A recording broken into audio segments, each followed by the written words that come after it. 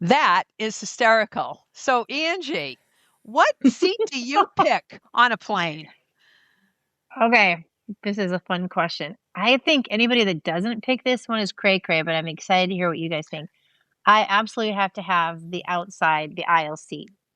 I do not like to be in between people, and I don't like to be claustrophobic by the window. I'm That's all it. with you, Angie. I'm all with you. That's me exactly. I Yes. can't breathe if I'm by the window. I know it sounds crazy, but I can't breathe, especially when Uh-uh. there's two other people to the side of me. Yes. Uh, okay, Agreed. so I'm the crazy one. I'm the crazy one, and I there's a few things. So I used to always want the window because I want to see what's out the window, especially if I Mm-hmm. know I'm going west and there's mountains, or I'm going northeast where there's mountains. Like I want to see them. Um, but now that I've traveled a bit more, I look and see how long my layover is. And if Yes. it's an hour or less, I'm sitting on the outside. I'm Yes, sitting on girl. the outside Yes. because I gotta Yep. go. I gotta go. Yep. I don't have time to Mhm. wait. That's a good another reason. Add that to my list. Absolutely. Yes. We've all been in Yeah. that position where you're like, and then the people don't get us started on that question. The people that get up, that's a whole nother question and don't take their turn. What? What are you? I will tell you this. I actually did how did I work it? This chick was they were doing that thing and I actually didn't have to get off the plane fast, but I was so annoyed. I was like, "Listen, I paid money for this seat so I could be up front and get out soon. Like we're paying money for these seats." And so I actually like stuck my she was like right here and actually like stuck my leg out and I just like very clearly you're not going to go ahead. That's about as mean Yeah, as I can get, but I was serious about it. yeah. Okay, wait a minute. This brings up the next question, though. Are we putting our seat back or are we keeping it straight up? Because I struggle with that, especially on long flights, and I have work to do. So tell me what you folks do because I'm curious. I'm going to jump in here just because I was on a plane flight recently and this truly irked me. I was on outside seat. I had my computer. It was tight spacing anyway, and I had a lot of work to do, which is my own internal stress because now I've left it down to the wire of I've got a flight to meet a deadline. So whose fault is that, right? But this guy in front of me reclined, and I think the chair may have been broken because it went back even further. But I literally could not move. And then a woman who was at the window seat wanted to get out. I couldn't even get out until I tapped him. And the first time I was very nice and said, like it would have been, here's your first clue. I can't get out, neither can this woman. And then I stood there like right next to him because I really wanted to send a nice message, but put your seat up, buddy. And he didn't the rest of the trip. And then I found myself trying to balance internally. Do I want to start jamming my legs in? Like, how awful is that you get to that point? I don't want to be that You person, did, didn't you? but You did. I know you did. I know you. Ah. So the answer is yes, you did start jamming your legs in. I pushed a little harder. I sent a message, but I Dude, don't like I when would people really do just that to say me. it. I think I would say it. That could be the other question. If somebody does do that, do you say something or don't you say something? After you've given the nice, gentle, Yeah. And Right. how many times is too many times to get up? Because that's the other when you are in the aisle, which I'm an aisle person, but if a person keeps asking you to get up, get up, what do you do? I mean, you keep getting up, but when is enough enough? Have you had that? Oh, yeah. I have not. I Yes. have I haven't not, had but that. Three I was at times. a basketball game recently where we were like in the center, and I'm not like Angie. I only have two kids, but they never want to go anywhere at the same time. And so, Yep. like, I had to say to those people, I am so sorry. I am so sorry. I am so sorry. I I felt at know. that moment that I'm like, this is the last time. I promise. This is the last time. But people have so much grace for kids. People have a lot of grace when that. So this is not probably on our list of questions, but on your note of kids, this was something interesting on the plane. Um, so, like I said before, like, I take the cheap flights, like Frontier, Southwest, whatever I can. Or what's the other one? Yeah, Frontier, Southwest, Allegiant, whatever, the cheaper ones. But then you have to pay for your seats, right? So I pay for my seat to, unfortunately, not be first class, but I don't even think they have first class. But I'd like to sit up in that first section. So I do. So I'm on the plane is almost full. And then in comes this mom, this dad, and three little girls, probably under the age of 7. Okay. And guess what? They have all separate seats. Oh, So she's walking in and she's like, well, okay, here, but this one's going to go in between these two adults that paid for these seats. And she goes, listen, I have done a lot of things as a parent, but I cannot even imagine. So she walks in, she goes, so who wants the baby? What? No. Are you kidding me right now? So now everybody's like feeling guilty. So I was so glad I wasn't the one, because I would have been so mad. Does that sound insensitive? I just felt like, wow, how often do you do this? Just pay for your separate seats and then get on and expect everybody to move. I probably sound like the meanest person right now, but people did, and that was nice of them.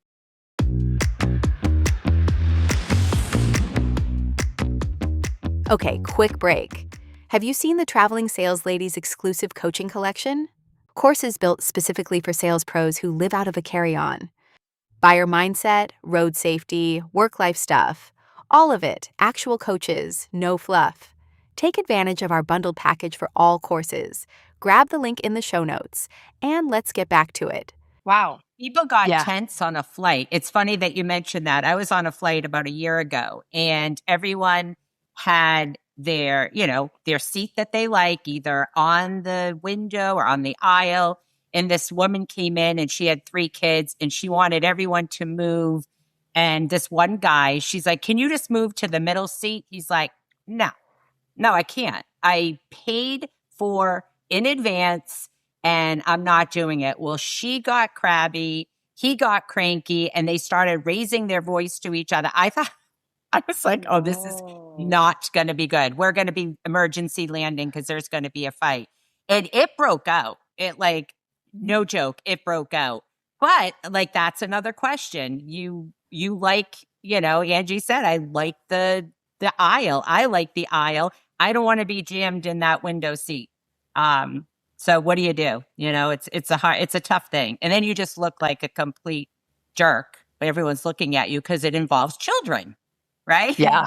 So I know. I feel bad that I'm saying it now, but yes, that's how I felt. Well, I always think too, yeah. what's the cutoff with the age of children too, when it's cute and give grace versus, oh my gosh. Like what I mean by that is you could have I don't know, I have a lot of empathy for babies, right? Real babies that are screaming and crying, or sometimes you can see it in their eyes that they're sick. And I find empathy. And I mean, I've got 2 kids of my own, but at certain ages, when that 3 or 4 or 5-year-old is now screaming and crying or whatever, I find my empathy is less. And that probably sounds terrible, but I go, it does sound terrible.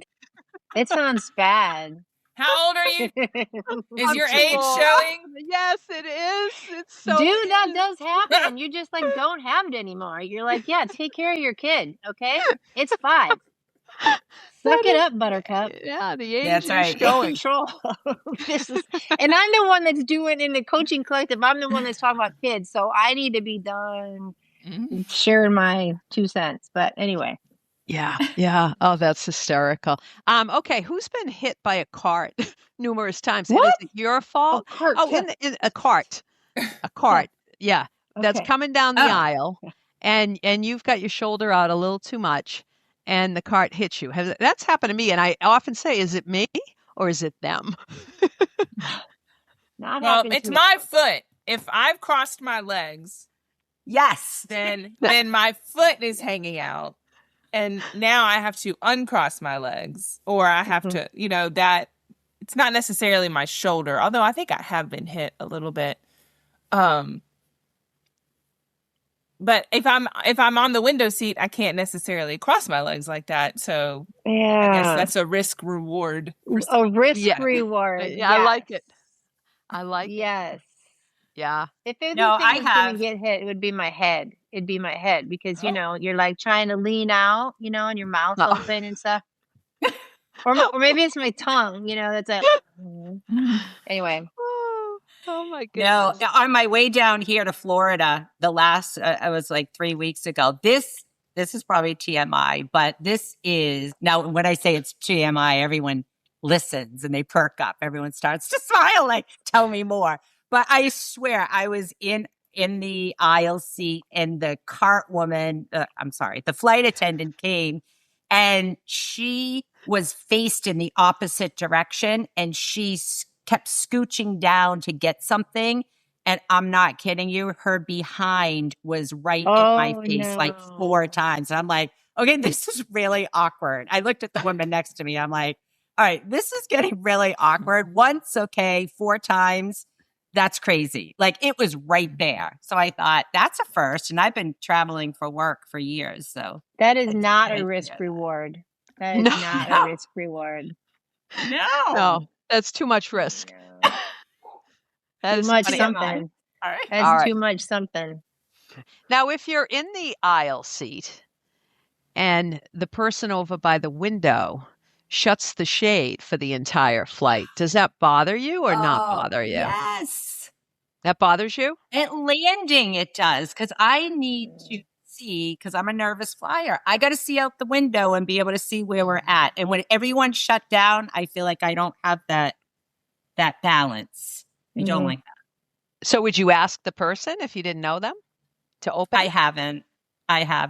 Unless it's my husband. I'm like, can you open that? Because I need to help fly this plane, and I can't see Yeah. because I'm white knuckling it the whole way down. And if it's turbulent, you gotta put that shade up, my friend, please. Yeah. Huh. How about Okay. you, Just- Erin? Does it bother you up or down? It doesn't bother me. No. I am a recovering people pleaser. So I am very comfortable in just sitting in, like, if I just am comfortable with allowing people to do what they need to do. You know what I mean? Even if I'm uncomfortable, I will let them lay their seat back. I'm not going to say anything. Like, I can't remember what the situation was, but it was like a real life crisis for me. Should I tell him? Should I do like that was like a life crisis for me. And I think I just sat in misery for however long because it just wasn't worth the risk for me. It's just, so I don't ever lean my seat back, honestly. Never lean my seat back. I don't either. I would never ask somebody. I just don't want the other person to be uncomfortable. And so I would rather be uncomfortable than the other person. So there's still Yeah. growth. I still need to grow. In my people-pleasing so nice. recovery. Yeah, but nice. I want to Erin, travel with Erin.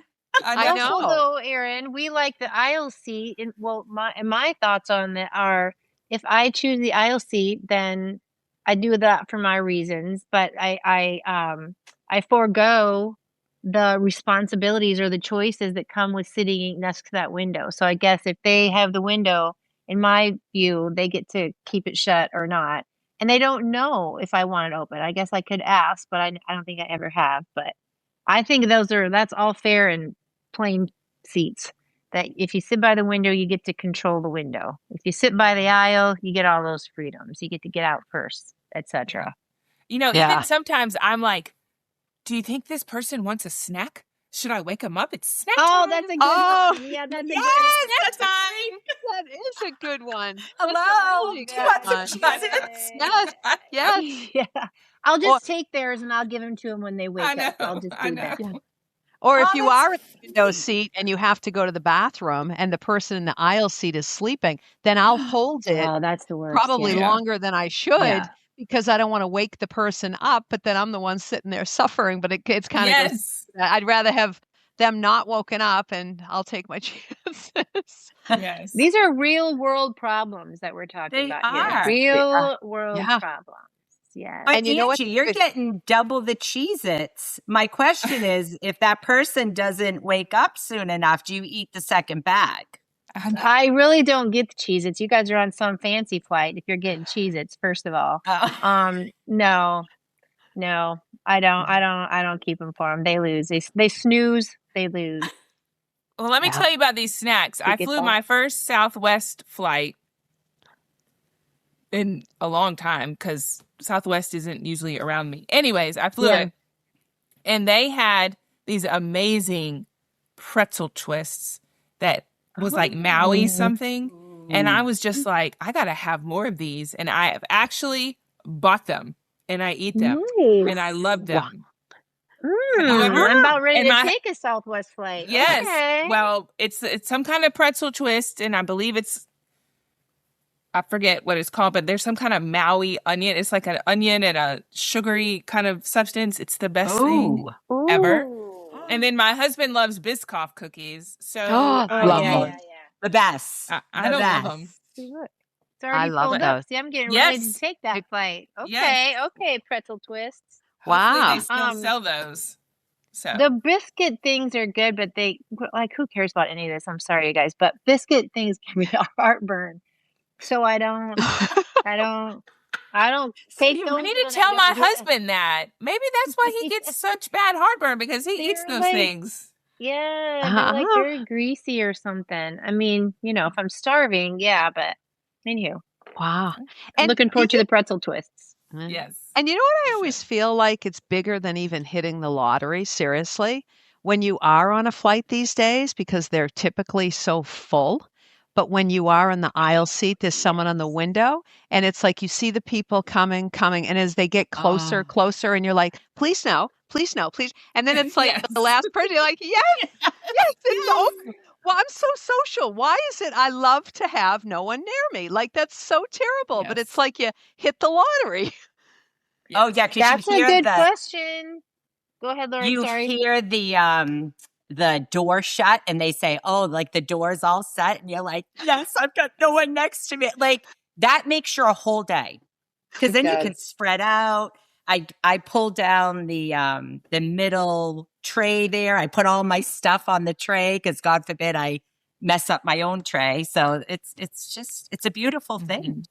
It's a beautiful thing. Well, could we ask this? Because I'm curious about this for you guys. So you just said, and I feel the same way. I'm pumped if no one sits next to me. And I'm a social person too, but I do not care to talk to anybody on the plane. Hi, how's your day going? That's about it. I have on my last flight. I'll say this and then I have met some fascinating people on flights and that's very cool. I have lots of those cool experiences, but my preference is, no, I prefer not to talk to you. This one chick in front of me, my last flight, I swear to you, not exaggerating, these two people started talking and they did not stop for 2 hours. It was I can't imagine they didn't continue that relationship. They just talked the entire time. I would not enjoy that. I'm pretty sure. How about you guys? I don't like that. Headsets, they're a beautiful Depends thing. on my mood. I go back and forth. Sometimes I have met some interesting people. There was a guy from a supposed famous band, so famous that I can't even tell you the band or him, but he told me it was a famous band. And he was very interesting. So I go back and forth. I think it's just how that other person is acting or engaging or so forth. But then once again, it can get awkward because I can also start that conversation or they start it. Now I'm engaged, but now I'm ready to leave the conversation. And I'm kind of like, okay, how do we shut this down quickly? I've got work to do. Erin, what do you think? I am either or. I got voted most likely to talk to a tree in high school, so I will talk to anyone and enjoy it. But there are times, like if I have been on a speaking trip or because I work from home and I am talking virtually to people, but no one's in the house, and if I go to a conference, it takes everything out of me, even though I'm equally filled. I am worn out because I'm not used to that amount of energy all the time. So there are times where I'm like, I don't have it in me to speak to you. But then there are times where it's like, God, I haven't talked to a person that wasn't my family in person in a long time. I want to talk to you, you know? No, so true. So true. Oh, that's Oh funny. my So- gosh, that's funny. You know, I have been known to have really long conversations with people. In fact, when I was working inside of a community, I was going to a leadership conference and I sat next to somebody, and he was an older gentleman, and we were talking about swords or something. I don't know. We literally talked the whole time and it didn't bother me. But there was somebody in the back of the plane who saw me engaging with him the entire time that was going to the same leadership conference. I didn't know who they were. We worked for the same company. Anyways, so he told the president and the vice president or CEO or whatever, after he knew who I was, how impressed he was that I talked to this older gentleman the entire plane ride, which at that point in my life was not, I mean, like, I talked to everybody, like, you know, that was not uncommon for me. And they made a big deal about it. And I'm like, isn't That's this just awesome. being human? Like, isn't this, Right. I didn't understand why this was made a big deal, because now I understand that not a lot of people want to talk to strangers on a plane, you know? Yeah. Yeah. You don't know I think what you too, don't like know. you said, too, you know, that probably the times that I met fascinating people and that ended up to be like, you know, kind of like crazy connections, you know, you talk to somebody and you're like, wow, you know, I feel like I've known you forever. That's definitely happened. But I think, like you were saying, I think, Aaron, this the mindset that I have. If I'm going to whatever to speak and there's work to be done, then I need to kind of not expend all my energy. And it feels like this is a time for me to just chill and get my mind clear and stuff. So yeah, I think we're all very nice people on this podcast recording. And so don't take it wrong, audience, that we do enjoy people. But yeah. Right. Right. Yes. Absolutely. Absolutely. That is a good one. That's a Hello. really good one. Good.